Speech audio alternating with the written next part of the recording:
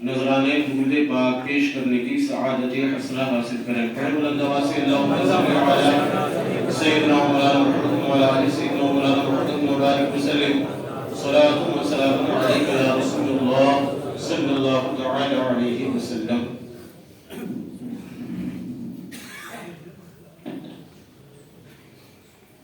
حضور رحمت عالم سرکاری مدینہ راحت قلب و سینہ فیض گنجینہ باعث نزول سکینہ صلی اللہ تعالی علیہ وآلہ وسلم کا ارشاد رحمت نشان ہے کہ جس نے مجھ پر 100 مرتبہ درود پاک پڑھا تو اللہ تبارک و تعالی اس کی دونوں آنکھوں کے درمیان لکھ دیتا ہے کہ یہ نفاق اور جہنم کی آگ سے آزاد ہے. پھر سے پڑھ درود پاک. اللہم صلی علی سیدنا مولانا محمد وعلی آل سیدنا مولانا محمد وبارک وسلم. صلاۃ و سلام علیک یا رسول اللہ صلی اللہ تعالی علیہ وسلم.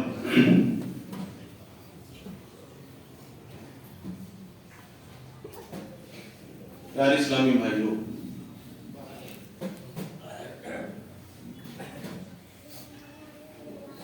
اولاد اللہ تبارک و تعالی کی ایک بہترین نعمت ہے.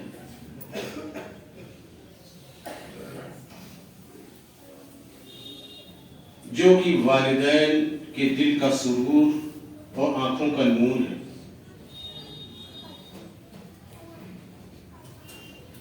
نیک اور صالح اولاد بچپن میں اپنے والدین کا بڑا پیارا ہوتا ہے اور بڑھاپے میں اپنے والدین کا سہارا ہوتا ہے. اور اگر نیک اور صالح اولاد ہے تو والدین کے گزر جانے کے بعد ان کی نجات و بخشش کا ذریعہ بھی بن جاتا ہے.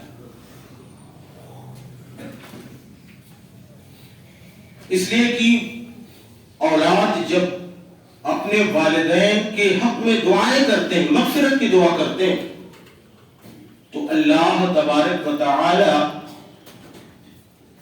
اسے قبول فرماتا ہے اور اس کے والدین کو اس کا فائدہ پہنچاتا ہے. حضور سرور کائنات صلی اللہ تعالی علیہ وسلم نے ارشاد فرمایا ہے کہ جب انسان مر جاتا ہے تو اس کے سارے اعمال کا سلسلہ ختم ہو جاتا ہے، سارے اعمال کا سلسلہ منقطع ہو جاتا ہے، مگر 3 چیزیں ایسی ہیں کہ ان کے اعمال کا سلسلہ ختم نہیں ہوتا ہے. پہلی چیز ہے صدقہ جاریہ، دوسری چیز ہے وہ علم جس سے نفع حاصل کیا جائے، اور تیسری چیز ہے نیک اور صالح اولاد جو اپنے والدین کے حق میں مغفرت کی دعائیں کریں. اس کا فائدہ مرنے والے کو مرنے کے بعد بھی پہنچتا رہتا ہے. یاد رکھیں، اولاد جب اپنے ماں باپ کے حق میں دعائیں کرتی ہیں مرنے کے بعد، نیک اور صالح ہو دعائیں کرتی ہیں، تو اس کا فائدہ بہرحال ملتا ہے. لیکن یہ عمل کون کرے گا؟ اگر آپ نیک اور صالح اولاد چھوڑ کر جا رہے ہیں تو اسلامی نہج پر اگر آپ نے ان کی تربیت کی ہے تو پھر وہ آپ کے لیے دعائیں خیر کریں گے. اور اگر آپ نے اسلامی تعلیم نہیں دی ہے، اسلامی طور و طریقہ نہیں سکھایا ہے، تو صرف دنیا داری ہی ان کے سامنے رکھا ہے، تو پھر وہ آپ کو فراموش کر جائیں گے. لہذا جب والد صالح آپ چھوڑ کر جائیں گے تو وہ آپ کا خیال آپ کے مرنے کے بعد بھی کریں گے. لیکن اس کے لیے ضروری ہے کہ سب سے پہلے آپ نے اپنے ان اولادوں کی اسی طریقے پر پرورش کی ہو اور اسلامی طور طریقہ سکھایا ہو. جب اسلامی طریقہ سکھائیں گے جبھی تو آپ کے حق میں ایصال ثواب کریں گے. نیک اور صالح اولاد ہونا یہ اللہ تبارک و تعالیٰ کی بڑی عظیم نعمت ہے. لیکن مقام افسوس ہے کہ ہم اپنے بچے کی تربیت اسلامی طریقے پر نہیں کرتے. اور اسلامی طریقے پر ہم کب اپنے بچوں کی تربیت کریں گے؟ جب ہمارا طریقہ خود اسلامی ہوگا. جب ہمارا طریقہ خود غیر اسلامی ہے، غیر معیاری ہے، غیر شرعی ہے، تو ہم اپنے بچوں کو کیا تربیت دیں گے؟ جب ہم نے ہمیشہ اسے صرف دنیا حاصل کرنا بتایا ہے، جب ہم نے ہمیشہ اسے دنیا داری سکھائی ہے، تو پھر آپ اس سے آخرت کی امید نہ رکھیں. مقام افسوس ہے کہ ہم اپنے بچوں کو ABCD تو سکھاتے ہیں مگر قرآن پڑھنا نہیں سکھاتے. ہم اپنے بچوں کو دنیا حاصل کرنا تو سکھاتے ہیں لیکن دین حاصل کرنا نہیں سکھاتے. ہم اپنے بچے کو حفظان صحت کی تعلیم تو دیتے ہیں لیکن عقیدہ بچانے کا ہنر نہیں سکھاتے. ہم اپنے بچوں کو دنیا کی اور اعلیٰ تعلیم دینے کی کوشش کرتے ہیں لیکن دین کے جو فرض علوم ہیں انہیں نہیں سکھاتے.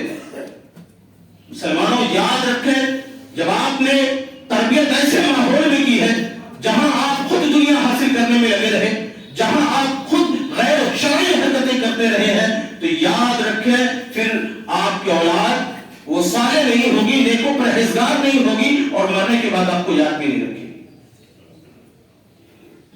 یاد رکھیں یہ تو بالکل ایسا ہے کہ آپ نے طریقہ کچھ اور سکھایا ہے، پھل کچھ اور حاصل کرنا چاہتے ہیں. بالکل ایسے ہے کہ جیسے ایک شخص نالے میں غوطہ لگا لے، غلاظت میں اسے پاک ہونا تصور نہیں کیا جا سکتا، اس کی طہارت کا یقین نہیں کیا جا سکتا.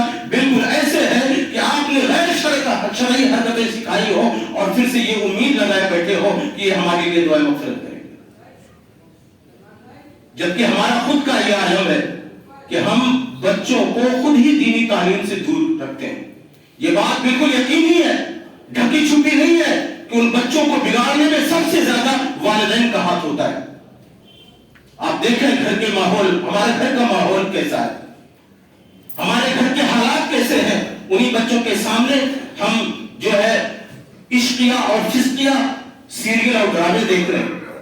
انہی بچوں کے سامنے ہم فلمی گانے سن رہے ہیں، بلکہ انہی بچوں کے ساتھ بیٹھ کر ہم فلمیں دیکھ رہے ہیں. یاد رکھیں وہ اب جب انہیں آپ نصیحت کریں گے نا تو وہ آپ کی نصیحت بھی نہیں قبول کریں گے، اس لیے کہ آپ نے انہیں بچپن سے یہی سکھایا ہے. بچوں نے آپ کو یہی دیکھا ہے، آپ کو فلمیں، آپ کو گانے سنتے ہوئے دیکھا ہے، فلمیں دیکھتے ہوئے دیکھا ہے، غیر شرعی حرکتیں کرتے ہوئے دیکھا ہے. اور جب وہ بڑے ہوتے ہیں اسی روش پر چلے جاتے ہیں، جب زیادہ بگڑ جاتے ہیں تو آپ سارے لوگوں سے ہر کس و ناقص سے شکایت کرتے ہیں، میرا بچہ بگڑ گیا ہے، میری بات ہی نہیں مانتا. کیسے مانے گا؟ بچے کو آپ نے تو خود ہی بگاڑا ہے. اسے دینی تعلیم نہیں سکھایا، اسلامی عقیدہ نہیں سکھایا، فرض علوم نہیں بتائے، اسے دین نہیں سکھایا، دنیا کی ساری چیزیں دیتی ہے اور پھر آپ یہ توقع رکھتے ہیں کہ وہ آپ کی عزت و توقیر کرے، آپ کی خاطر و مدارت کرے. ایسا ہرگز نہیں ہو سکتا کہ غیر شرعی حرکتیں سکھائیں اور اس سے شریعت کی امید لگائے ہوئے بیٹھے ہوں. ایک نوجوان تھا، اس کو پھانسی کی سزا دی گئی. پھانسی کی سزا کا اعلان ہو گیا، اسے تختہ دار پر اسے کھڑا کر دیا گیا، عنقریب اسے پھانسی دی جانے والی ہے، پھانسی دے دی جائے گی. پھانسی کی سزا کا اعلان ہو گیا. آخری خواہش پوچھی گئی، بتا تیری آخری خواہش کیا ہے، تو چاہتا کیا ہے، کس سے ملنا چاہتا ہے، اپنی آخری خواہش کا اظہار کر. تو اس نے کہا کہ میں اس عالم میں اپنی ماں سے ملنا چاہتا ہوں. اس کی خواہش پوری کی گئی، ماں کو بلایا گیا، ہاتھ بندھے ہوئے، ماں کے قریب پہنچا اور اس کے کان کو اپنے دانتوں سے نوچنے لگا. ماں درد سے کراہنے لگی. لوگوں نے کہا نالائق، تجھے پھانسی کی سزا ہو گئی، ابھی تجھے پھانسی دے دی جائے گی، یہ عبرت کا مقام ہے. اس کے باوجود تو جاتے جاتے دنیا سے اپنی ماں کو ایذائیں دے رہا ہے، اپنی ماں کو تکلیفیں دے رہا ہے، تجھے شرم نہیں آتی ہے؟ تو اس نے کہا جانتے ہو مجھے اس انجام تک پہنچانے والی کوئی اور نہیں بلکہ میری ماں ہے. بچپن میں جب میں تھوڑے بہت پیسے چرا کر لاتا تھا تو یہ میری حوصلہ افزائی کرتی تھی، کبھی ان سے منہ نہیں دکھتا تھا، میں اسی روش پر چلتا رہا اور پکا مجرم بن گیا، یہاں تک کہ آج مجھے پھانسی नसीब होने वाली है, इसकी जिम्मेदार मेरी माँ है। अब देखें, जरा गौर करें, अपने हालात का देखें। बच्चा माँ झगड़े करके मोहल्ले में आता है, आप उसकी हौसला अफजाई करते हैं, तुमने अच्छा किया मार के आया। अगर पिट के आ गया तो बच्चे को लानत मरामत करते हैं कि तुमको मार के आना चाहिए। किसी को गाली दे के आया तो आप खुश होते हैं कि मेरा बच्चा दिलेरी का काम करके आया है, बहादुरी का काम करके आया है। आप उसे शाह दे रहे हैं और वो आगे बढ़ता जाता है, एक दिन पक्का पापी और मुजरिम बन जाता है। फिर आप दर बदर की ठोकरें खाते हैं, कभी हवालात में बंद कर दिया जाता है, इधर उधर सियासी लोगों के पीछे भागते फिरते हैं, मेरे बच्चे को बचा लिया जाए, मेरा बच्चा गलती की राह पर चल गया है। मुसलमानों, ये आपने उसे सिखाया है या आपने उसे घर में तालीम दी है, इसलिए आपका बच्चा आपसे बिगड़ गया है, आपसे बिछड़ गया है। और फिर कोई मौलवी साहब और कोई भी साहब आपकी कोई मदद नहीं कर सकते। तालीम तो आपने दी है। आप देखें, मैंने तो, ये तो शहर है, मैंने गांव के मनाजिर देखे हैं कि खेती लगी हुई है, किसी की मटर चुरा लिया, किसी का आलू चुरा लिया, किसी का कुछ थोड़ा सा चुरा लिया है, लेकिन घर वाले समझते ये तो मामूली चीज है। आम लगे हुए, दूसरे के बाग से जाके आम तोड़ के लाया, जब लाता है माँ को देता, माँ खुश हो जाती है, बच्चा और लेके आना, अभी इसका अचार भी बनाना। आपने उसको शह दिया है, अभी वो छोटी मोटी चोरियां कर रहा है, दूसरों की चीजें ला रहा है, और जब वो बड़ा होता है तो बड़ी बड़ी चोरियां करने लगता है। उसके बाद जब उस पर गिरफ्त होती है तो आप परेशान हो जाते हैं, बल्कि पूरा खानदान परेशान हो जाता है। अपने बच्चों को सही तालीम दें, अपने बच्चों का ख्याल रखें कि मेरा बच्चा किसके साथ जा रहा है, मेरे बच्चे का उठना बैठना किसके साथ है। सिर्फ आपके अपने बच्चों को नहीं देखना कि मेरा बच्चा कैसा है, बल्कि इसके मसाहिब कैसे हैं, इसके दोस्त कैसे हैं, इनके दोस्तों में कोई अवारागर्द तो नहीं, कोई बदमाश तो नहीं, कोई शरीर तो नहीं है। अगर आप सोचते हैं कि मैं घर में अपने बच्चों की निगहदाश्त करता हूं और मेरा बच्चा सही है, तो आप गलती पर है।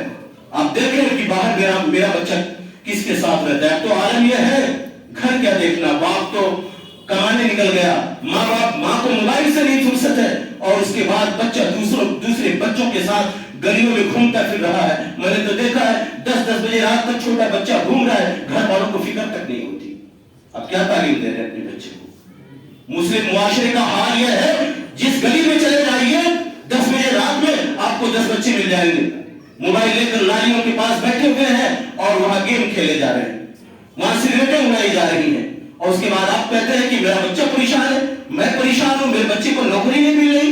आप देख लें, पूरे मोहल्ले का आप जायजा ले लें, जिस गली में घुस जाए, कोई गली ऐसी नहीं होगी जिसमें 2-4 आवारागर्द बच्चे आपको न मिलते हो। मुसलमानों, उसके बाद आप अपनी बेकसी का रोना रोते हैं, अपनी बेबसी का रोना रोते हैं, अपनी गरीबी का रोना रोते हैं। जवान बच्चा घर पर बैठा हुआ है, उसको शर्म नहीं आती है, माँ दूसरे के यहाँ बर्तन मांज कर पैसा ला रही है और बेटा 20,000 का मोबाइल चला रहा है। गैरत से डूब करने का मकाम है। मुसलमानों, आपने वो तालीम नहीं दी है, आपने वो तरबियत नहीं दी है। आप देखते हैं अक्सर मस्जिदों में, मदारिस में हमारे यहाँ भी फ्री में कुरान की तालीम दी जा रही है। आपसे 1 पैसा नहीं चार्ज किया जाता है, आपसे कोई फीस नहीं ली जाती है, बल्कि किताबें भी कमेटी देती है, सारी चीजें दे रही है, लेकिन फिर भी आप पढ़ाने के लिए तैयार नहीं। मुसलमानों, आपने अपनी औलाद को खुद बिगाड़ा है। यही औलाद जब आगे बढ़ती है, पक्का पापी और मुजरिम बन जाती है। फिर आप परेशान होते हैं कि मेरा बच्चा ऐसा हो गया, मेरा बच्चा वैसा हो गया। मुसलमानों, हुजूर सल्लल्लाहु अलैहि वसल्लम इरशाद फरमाते हैं, तुम में से हर एक निगरान है, हर एक जिम्मेदार है। बादशाह जिम्मेदार है, निगरान है अपनी रियाया का, उससे उसके ताल्लुक से पूछा जाएगा। और जो घर के लोग जो जिम्मेदार हैं, जो जिम्मेदार अफराद हैं, उनसे उनके मातहत के ताल्लुक से पूछा जाएगा। याद रखो, तुम में से हर एक जिम्मेदार है, उसके मातहत के ताल्लुक से उससे सवाल किया जाएगा। आपके जो मातहत लोग हैं, आपके जो कुछ अफराद घर में रहते हैं, आपने कभी उनके ताल्लुक से सोचा है कि मैंने इन्हें कैसी फिक्र दी है, मैंने इन्हें कैसी तालीम दी है। याद रखें, सिर्फ कमा के खिला लेने से आप बरी नहीं हो जाएंगे, बल्कि जब तक उनकी जाहिरी और बातिनी इस्लाह नहीं करते हैं तो आप गिरफ्त में रहेंगे, आप पकड़े जाएंगे। जब ये आयत करीमा नाज़िल हुई, या अय्युहल्लज़ीना आमनू क़ू अनफुसकुम व अहलीकुम नारन वक़ूदुहा अन्नास वल हिजारा, اے ایمان والو اپنے آپ کو اپنی جان کو بچاؤ اور اپنی آل و اولاد کو بچاؤ جہنم کی اس آگ سے جس کے ایندھن انسان اور پتھر. خود بھی بچنا ہے, اپنی اولادوں کو بچانا ہے. صحابہ کرام نے عرض کیا یا رسول اللہ یہ کیسے جہنم سے بچایا جائے؟ سرکار نے ارشاد فرمایا اپنی اولاد کو وہ سکھاؤ جس سے اللہ تبارک و تعالیٰ راضی ہوتا ہے. اپنی اولاد کو ان ساری حرکتوں سے بچاؤ جس سے اللہ ناراض ہوتا ہے. اس آیت کریمہ کا یہ مفہوم بنتا ہے. لیکن ہم تو خود ہی نہیں بچتے, ہم تو خود ہی تمام طرح کی گھر میں بچوں کے ساتھ حرکتیں کرتے نظر آ رہے ہیں, ان کے ساتھ بیٹھ کر فلمیں دے رہے ہیں. وہ چھوٹا بچہ کسی کو گالی دیتا ہے تو والدین مسکرانے لگتے ہیں, میرا بچہ گالیاں بکنے لگ گیا ہے, اب تو میرا بچہ گالی دینا سیکھ گیا ہے. اسی وقت آپ نے اللہ اور رسول کا نام نہیں سکھایا, کلمہ طیبہ نہیں, وہیں پر اس کی اصلاح اگر آپ نے کر دیا ہوتا تو بچہ 2 قدم آگے بڑھنے کی کوشش نہ کرتا. آپ نے اس کی حوصلہ افزائی کی ہے, آپ نے اس کی پیٹھ تھپتھپائی ہے اور اسے شہ ملا ہے جس کی بدولت آج وہ ہمارا بچہ معاشرے کا آوارہ گرد بچہ بن گیا ہے. یاد رکھیں کہ چند فرد مل کر افراد بنتے ہیں اور ڈھیر سارے افراد ہوں تو ایک معاشرہ اور ایک سماج بنتا ہے. لیکن جب آپ نے فرد کی اصلاح نہیں کی ہے تو اس سے جو افراد ہوں گے وہ جو ہے سارے افراد نہیں ہوں گے اور جو معاشرہ بنے گا وہ بگڑا ہوا معاشرہ ہوگا. اس لیے سب کو اپنا خیال, ہمارے بچے کتنے تعلیم یافتہ ہیں آپ سب کر لیں, اپنے محلے میں کر لیں کتنے تعلیم یافتہ ہیں, دینی چھوڑ دیں دنیا بھی کر لیں. آج تو ہمیں کمانے کی فکر ہو جاتی ہے, بچہ بالغ ہو گیا 2-4 جماعتیں پڑھ لیا, ہم سوچتے ہیں بچہ ہمیں کما کر پیسہ دینے لگ جائے. یاد رکھیں مسلمانوں اپنے بچوں کو تعلیم دو, اپنے دیگر جو ناجائز خرچے فالتو خرچے ہیں ان سارے اخراجات میں کمی کرو اور اپنے مال سے اپنے بچوں کو تعلیم دو. جب تک آپ تعلیم نہیں دو گے آپ کا معاشرہ ایسا ہی رہے گا, آپ کے بچے ایسے ہی رہیں گے. جب ان کے اندر تعلیم آئے گی, شعور پیدا ہوگا, پھر ایک صالح معاشرہ تشکیل پائے گا. مسلمانوں ہمیں اور آپ کو غور کرنے کی ضرورت ہے. اللہ تبارک و تعالیٰ کی بارگاہ میں دعا کرتا ہوں کہ مولا تبارک و تعالیٰ ہمارے معاشرہ سے برائیوں کا خاتمہ فرمائے. وما علینا الا البلاغ المبین. السلام علیکم ورحمۃ اللہ تعالیٰ وبرکاتہ. جو حضرات سنتیں نہ پڑھے ہوں وہ سنتیں ادا فرمائیں.